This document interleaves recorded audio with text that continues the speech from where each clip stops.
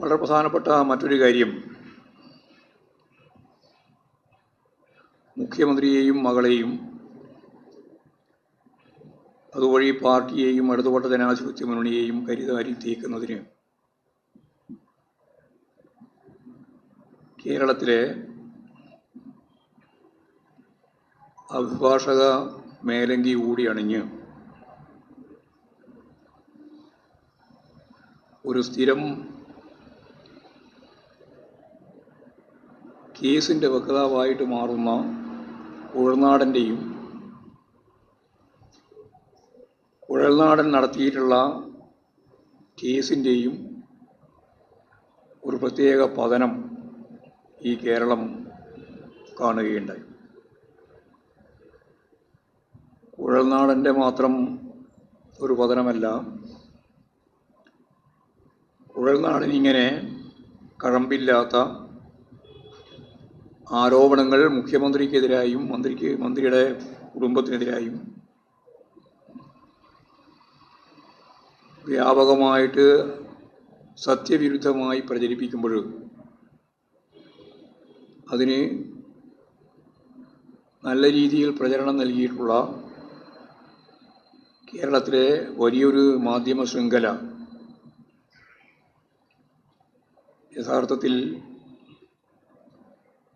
ഏറ്റവും അവസാനത്തെ കോടതി വിധിയോടെ അവർ കെട്ടിപ്പൊക്കിയ ചില്ലുകൊട്ടാരം അമ്പെ തകർന്നു വീണിരിക്കുന്നു എന്ന വസ്തുത സ്വാഭാവികമായിട്ടും അവർക്ക് അംഗീകരിക്കാൻ സാധിക്കുന്നതല്ല. അതുകൊണ്ട് ആ രീതിയിൽ അവർ പറയുന്നില്ല എന്ന് മാത്രമേ ഉള്ളൂ. കുഴൽനാടൻ മുമ്പ് തന്നെ പറഞ്ഞിട്ടുണ്ട്, ഞാൻ ഉന്നയിക്കുന്ന ആരോപണം തെറ്റാണ് എന്ന് വന്നാൽ ഞാൻ മാപ്പ് പറയാൻ തയ്യാറാണ് എന്ന്. ഏതെങ്കിലും ഒരു പ്രശ്നത്തിന് മാപ്പ് പറഞ്ഞ് അവസാനിപ്പിക്കുക എന്നുള്ള നിലപാട് സ്വീകരിക്കുന്ന ഒരു പാർട്ടിയോ പ്രസ്ഥാനമോ അല്ല ഞങ്ങളുടേത്. പക്ഷേ ഒരു വ്യക്തി ഒരു കള്ളക്കേസ് കൊടുക്കുമ്പോൾ ആ കേസുമായിട്ട് ബന്ധപ്പെട്ട ഘട്ടങ്ങളിൽ മുമ്പ് മുതലേ, ഇപ്പോഴും മാത്രമല്ല, മുമ്പ് തന്നെ എക്സ്ലോജിക്കിൻ്റെ ഭാഗമായിട്ട് വാങ്ങിയ 1.72 കോടി ഉറുപ്പികയ്ക്ക് കൃത്യമായി നികുതി അടച്ചതിൻ്റെ റെസീറ്റ് കാണിച്ചാൽ അന്ന് ഞാൻ മാപ്പ് പറയും എന്ന് കുഴൽനാടൻ ആദ്യം പറഞ്ഞതാണ്. അത് കാണിച്ചിട്ടും മാപ്പ് പറയുന്ന പ്രക്രിയയിലേക്ക് കുഴൽനാടൻ മാറിയിട്ടില്ല.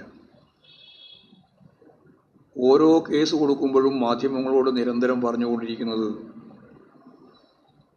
ഇത് തെറ്റാണ് എന്ന് പറഞ്ഞാൽ ഞാൻ കേരളീയ സമൂഹത്തോട് മാപ്പ് പറയും എന്നാണ്. അവസാനം നമുക്കെല്ലാം അറിയുന്നത് പോലെ, പകൽ വെളിച്ചം പോലെ മനസ്സിലായ ഒരു കാര്യം, നിരവധി അന്വേഷണവും നിരവധിയായ ചർച്ചകളുമൊക്കെ തെരഞ്ഞെടുപ്പ് രാഷ്ട്രീയത്തിൻ്റെ ഭാഗമായിട്ട് കൈകാര്യം ചെയ്തുകൊണ്ടിരിക്കാൻ മാധ്യമ ശൃംഖലകൾ ഉൾപ്പെടെ എല്ലാം ഫലപ്രദമായിട്ട്, പ്രത്യേകിച്ച് തെരഞ്ഞെടുപ്പ് വരുമ്പോഴാണ് അത് രൂക്ഷമായിട്ട് വരിക. കേസിൻ്റെ മേലെയുള്ള എന്തൊക്കെയാണ് കേസിൻ്റെ ഭാഗമായിട്ട് കൊടുത്തിട്ടുള്ളത് എന്നുള്ള കാര്യമെല്ലാം ചർച്ച ചെയ്യുന്നത് ഈ തെരഞ്ഞെടുപ്പ് വരുമ്പോഴാണ്.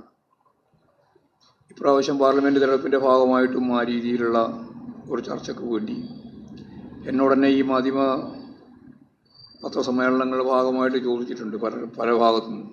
അവിടെ അന്വേഷണം വരികയാണല്ലോ, ഇവിടെ ഇങ്ങനെ അന്വേഷണമാണല്ലോ എന്നെല്ലാം ചൂണ്ടിക്കാണിച്ചുകൊണ്ട് ഒരുപാട് കാര്യങ്ങൾ ചോദിച്ചിട്ടുള്ളതാണ്. ഞങ്ങളൊക്കെ അന്ന് മറുപടി പറഞ്ഞിട്ടുണ്ട്, ഇതെല്ലാം കള്ള പ്രചാരവേലയാണ്, കമ്മ്യൂണിസ്റ്റ് വിരുദ്ധ പ്രചാരവേലയുടെ ഭാഗമാണ് എന്ന് ഞങ്ങളന്ന് വിശദീകരിച്ചതാണ്.